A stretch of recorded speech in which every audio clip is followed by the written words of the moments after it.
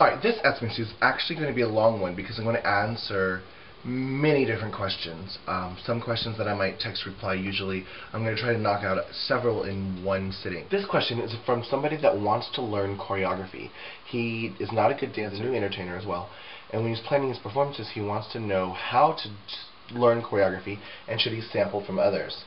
Absolutely. Imitation is the highest form of flattery. And in fact, if you watch a lot of pageant girls, you're going to see a lot of the same movements. What's one of them? Picking the grapes and feeding the children. Grab a grape and feed the children. You're going to see a lot of moves. A lot of pageant girls do the same thing as all the other pageant girls. And yeah, if you see a girl that does a kickball change and you want to do the kickball change, do it. It doesn't mean you're exactly copying her because you're going to put your own stank on it, but learn by imitating and making it yours, changing it to modify your dance ability, and yeah, absolutely. But not just from the other drag queens. Learn choreography from like Beyonce and all them. You know, if you saw her do a move that you really like, try it. Be like, ooh, I like this, or whatever, you know. The reality is, the more you try and the harder you look like you're trying, the more people are going to appreciate it. Alright, I have a question from a real girl who wants to look more like a drag queen. And the advice I would give her is, less is never more.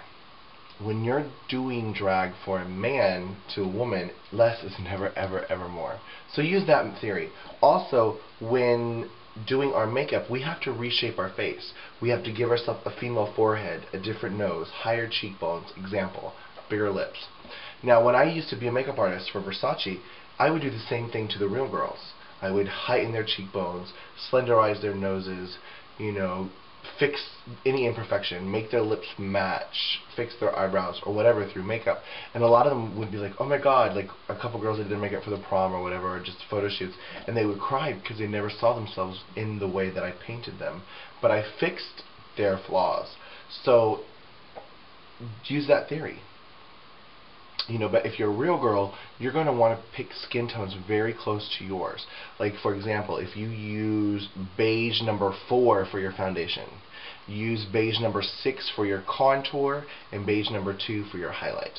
Like 2 shades darker and 2 shades lighter, so it still blends and looks very natural.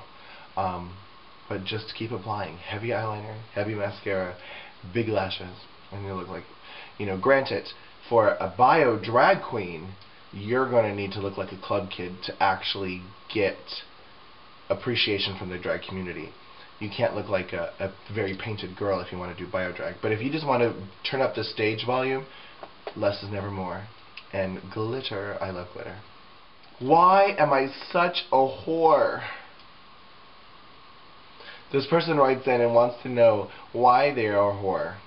I don't know. I can't tell you. But I can tell you that 90% of the gay community is also a whore right there with you.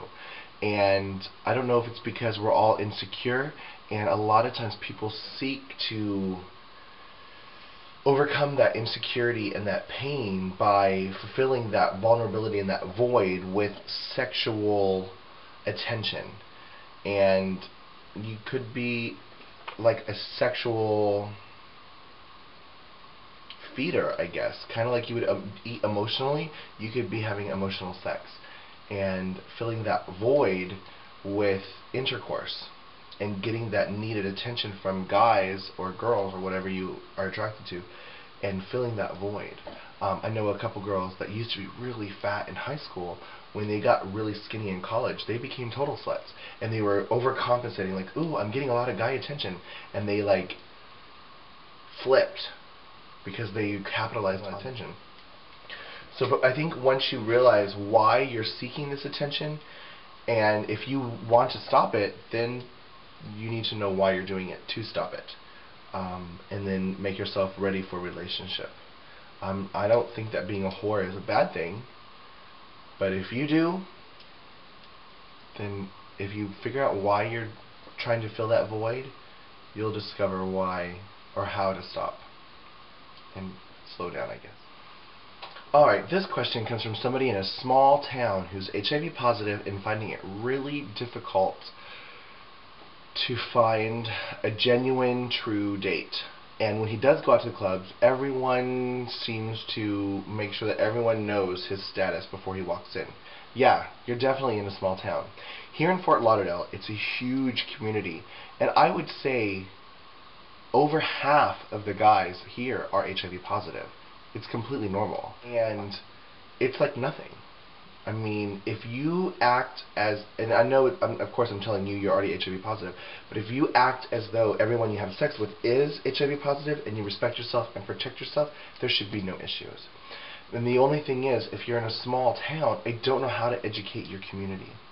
I think the only thing that you can do is to take that bull by the horns, and if you do have like an online profile, put on there HIV positive man, positive, sexually, HIV positive man, happy. Truth is, some people that are HIV positive and know they're positive and taking their meds are much healthier than people that are HIV positive and have no idea because they're not treating their disease. They're living in fear of getting tested because they don't want to know.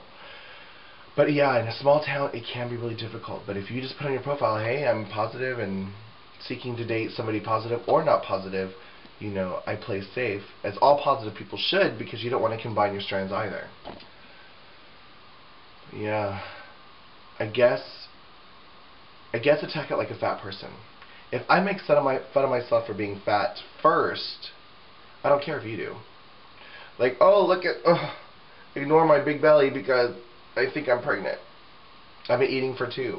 And then everyone's like, oh, she's comfortable with her fatness. So just be like, hey, blah, blah, blah. Put on your dating profiles, HIV positive guy. And down here, there's a lot of HIV positive guys. So it's funny because a lot of the guys that I am attracted to have put on their profiles, HIV positive, only dating positive. And I'm like, but what about me?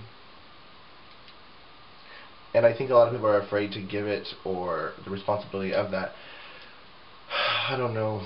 You're in a tough predicament. But again, I think you should take the bull by the horns and educate your community. And try not to act like a victim. Because the more you act like a victim, the more power that you're giving them.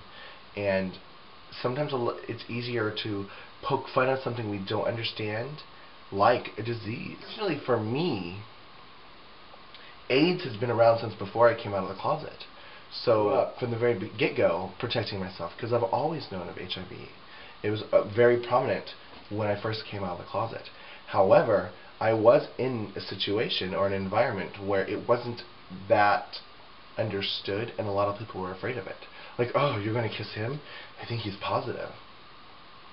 So, you're not going to get it from kissing somebody. You know. Anyways, educate yourself and educate your community. And no matter what, hold your head up high. None of us are proud of our entire life. You know, the only thing we can do is not live with regrets. You made that decision to do whatever you have done in your life. Don't live in regret. Live with your head held high and make tomorrow the best it can be.